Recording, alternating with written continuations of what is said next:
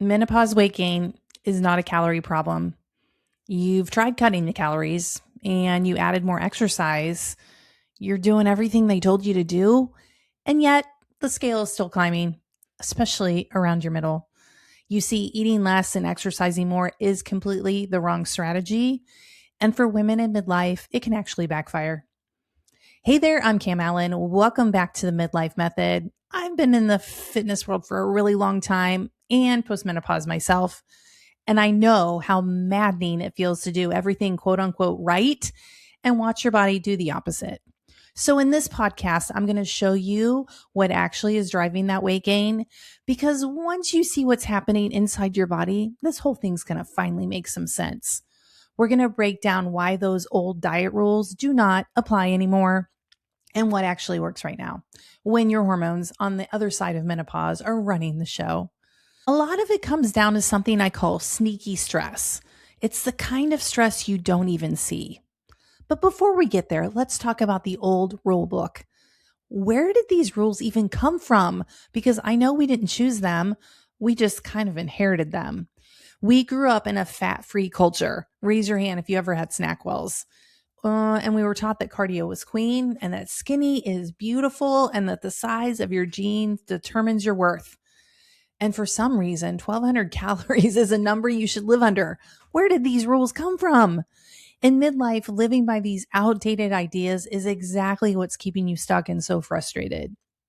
And here's what I want to tell you. After 40, it is not the beginning of a decline. I actually believe it's a wake-up call to live your best, healthiest life. I call menopause the wisdom years, and this can be the best half of your life. So let's go. First thing we need to reframe is you are not a calorie calculator. Your metabolism actually has two parts. Part of it is calculator, calories in, calories out, and the other part is barometer. The calculator part, which is what we always hear on social media, calories in, calories out, that's the numbers. And that part does matter. We'll get into it later. But the barometer part is what I want to tell you about because no one warned me about it. The barometer is the measure of how much stress your body is carrying right now. And when that barometer is running high, you can do everything the calculator says and the scale will still not budge. That's the sneaky part. So let's talk about what's happening under the hood on that barometer side of our metabolism. Okay, estrogen goes crazy in perimenopause. It's high, it's low, it's all over the place. In menopause, it reaches its lowest level, and that's changes where your body stores fat.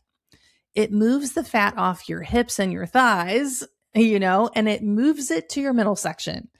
We call that visceral fat, and that's what you're noticing. And that is tied directly to this estrogen shift that happens in midlife.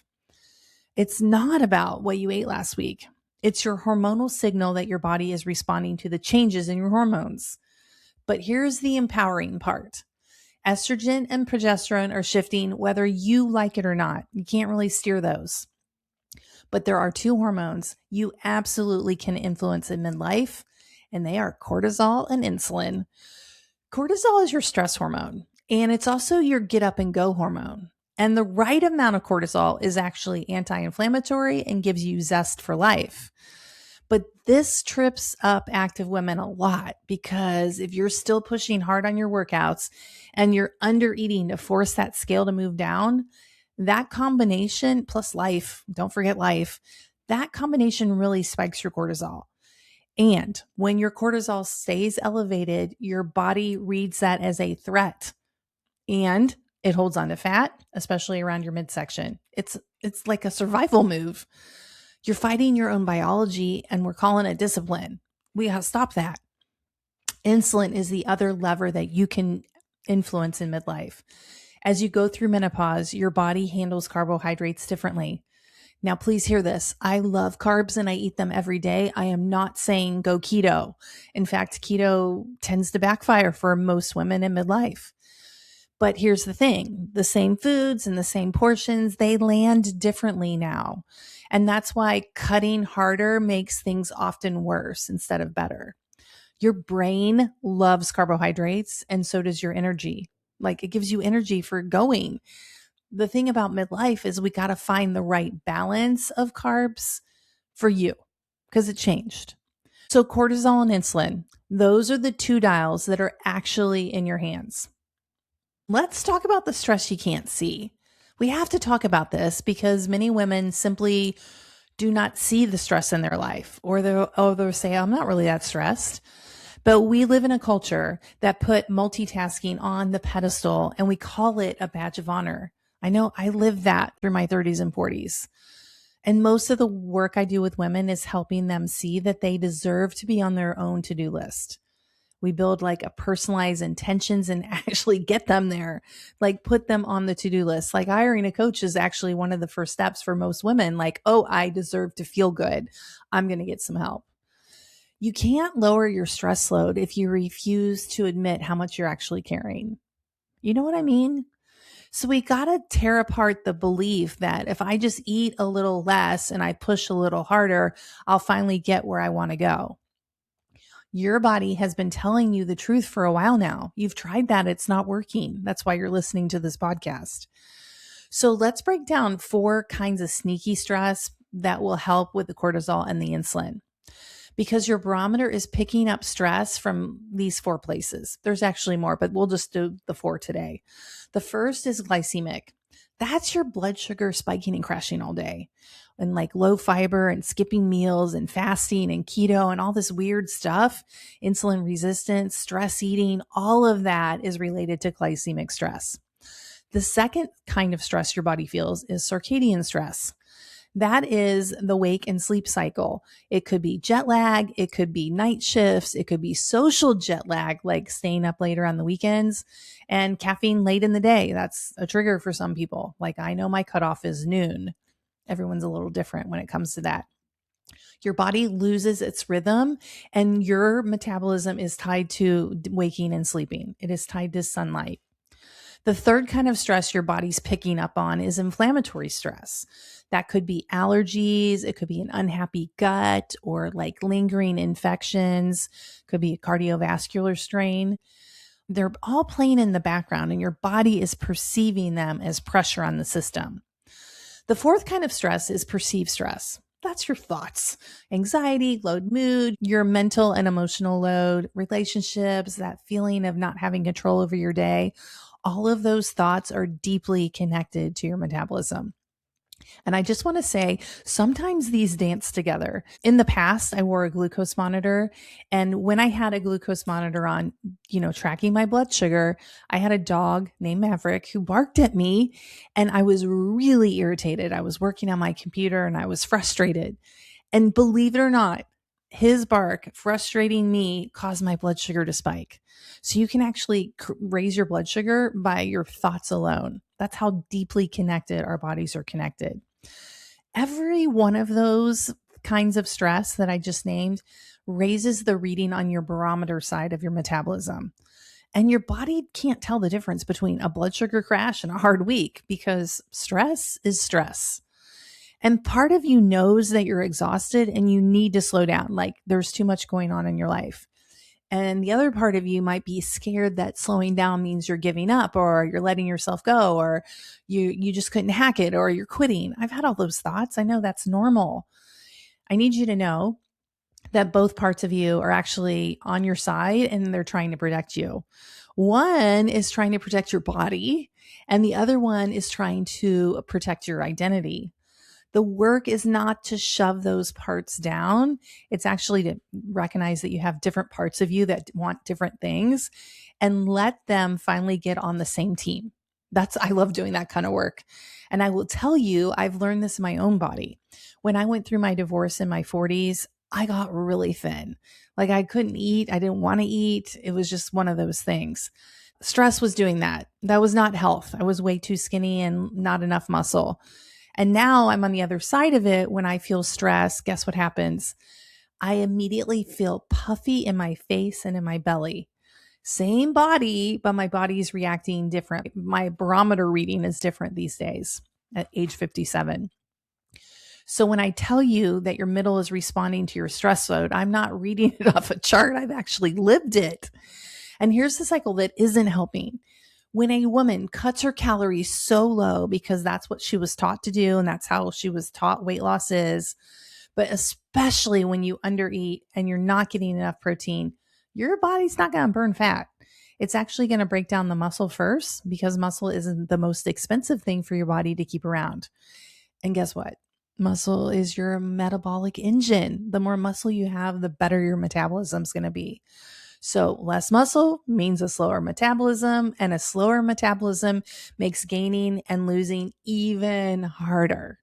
So you eat less, you lose your muscle, your engine slows down, and now you have to eat even less just to hold it steady. I'm telling you, it's a complete trap. If this has been you, please hear me. You are not failing. You are following a map for a body that no longer exists. And if this next part is landing for you and you want more of this same stuff, go ahead and subscribe. So, what do you do with all this? You do not have to overhaul your whole life. In fact, I would not do that. I would not recommend that. I want you to pick the simplest, easiest thing for you, and I want you to start there. Here are a few of my favorites. Pick one that's easy for you. We call it the lowest hanging fruit. Start with the easiest thing that would be easy to change in your life. What about your wake and sleep times? Even on the weekend. Don't give yourself social jet lag every Monday. You know what I mean when you stay up later on the weekends and then your body's like, what is happening? So that's one thing. Keep it in this consistent wake and sleep time. I love morning light. That's part of my morning routine is I get outside and I sit in my yard. My dogs are out there. I hear the water. We have a fountain. I check on the fish, look at the plants. That's part of my morning routine. It's kind of a non-negotiable. Next, here's another simple idea. Take a walk or move a little after dinner to blunt that blood sugar spike. You are more insulin resistant later in the day because it's connected to sunlight. I know that's crazy, but it's true. So if you can only walk one time after eating, do it at night because you need extra help with blood sugar before you go to sleep. Maybe start your day with a savory breakfast instead of something sweet. That's such a game changer. And find one practice that quiets the chatter in your mind. Just one. I explained what I do in the morning, walking around, checking on my fish and my plants and hanging out with my dogs.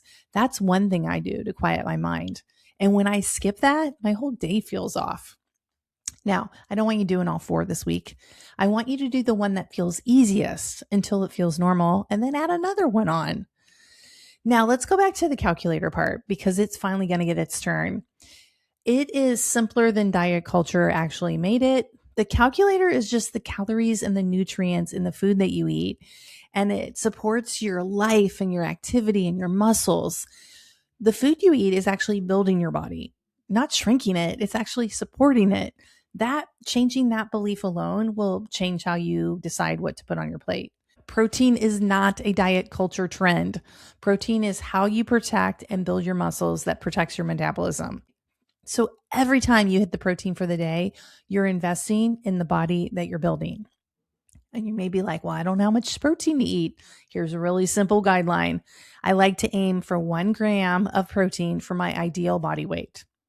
Work up to it. So if you want to weigh 140, work up to 140 grams of protein a day. And notice for a second that the answer here is more support, not less, not restriction. It's actually more food. Now let's move on to movement.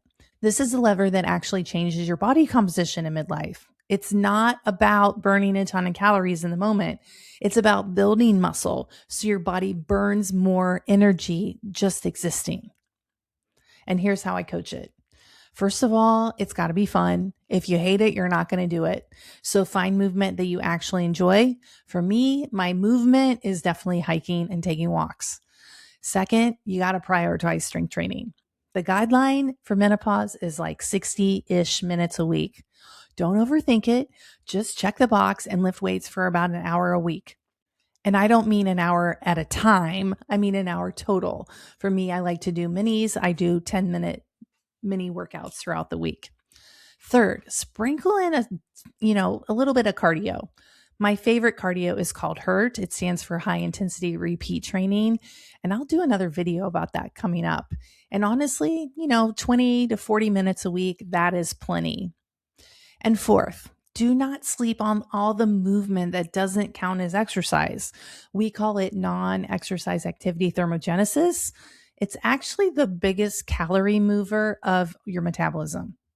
It's walking, it's taking the stairs, it's standing at your desk. It's all of those little things that add up, and it adds up 3 times more than any workout would ever add up. And this is a key for your hormones, because on depleted days, the answer is not to push harder. You want to do like shorter and lower intensity. And that's not quitting on yourself. That's actually working with your cortisol instead of working against it. That's exactly why I built the Menopause Minis the way I did. They are 10-ish minute strength workouts designed into a program, because if the workout wipes you out for a day or two, that's not serving your body, the body that you have right now. I learned that the hard way. I don't want anyone else to have to learn that. And listen, 10 minutes, that's an easy yes. You're worth being on your own to-do list. So here's the whole thing, like in summary. You are part calculator and part barometer. That's your metabolism. Before you ever touch the calories in, calories out calculator part, I want you to lower the reading on the barometer. You can use those 2 hormones you can control, your cortisol and your insulin. Build muscle to rebuild the engine, and then feed the engine instead of starving it. So eat less, do more was never the answer. Stress less and build more. That's how you support the body that you have today. This was really never about the number on the scale. Getting strong in this season of life is deciding about who you're becoming. You're not the woman shrinking herself to fit in an old rule book, but you are a woman who is powerful and steady and at home in her body, and she's going to move through this transition with grace. Because menopause is not about the door closing.